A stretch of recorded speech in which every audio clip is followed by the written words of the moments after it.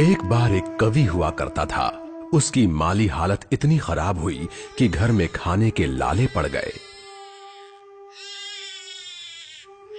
इसी कारण उसने महल में जाकर राजा से मदद मांगने का फैसला किया।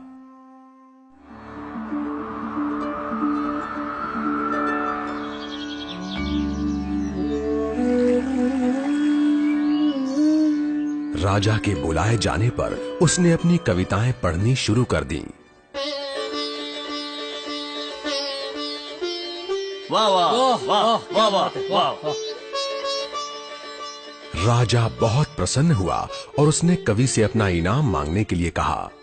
कवि ने मोहरों से सजे शतरंज की ओर इशारा करते हुए कहा, महाराज, अगर आप पहले खाने में चावल का एक दाना रखें और हर खाने के लिए उसे दुगना करते जाएं, तो मैं समझूंगा मुझे मेरा इनाम मिल गया। बस इतना ही? राजा ने पूछा। सिर्फ चावल का एक दाना और सोना नहीं? जी हाँ महाराज। तो फिर ऐसा ही हो। दरबारियों ने चावल के दाने रखने शुरू कर दिए। पहले खाने में 1, दूसरे में 2, तीसरे में 4, चौथे में 8। इस तरह वो रखते गए। जब 10वें खाने में चावल रखने की बारी आई तो उन्हें चावल के 512 दाने रखने पड़े।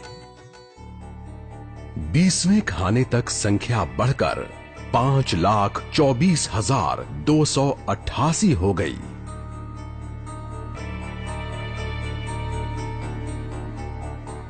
आधे हिस्से तक आते आते 32वें खाने में चावल के दानों की गिनती 214,74,83,648 हो गई।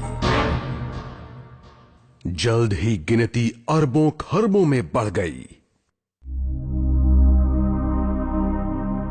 आखिरकार अभागे राजा को अपना पूरा राजपाट उस चतुर कवि के हाथों सौंपना पड़ा। और इसकी शुरुआत चावल के सिर्फ एक दाने से हुई थी। कहानी की सीख, चक्रवृद्धि की ताकत को कम नहीं आंकना चाहिए।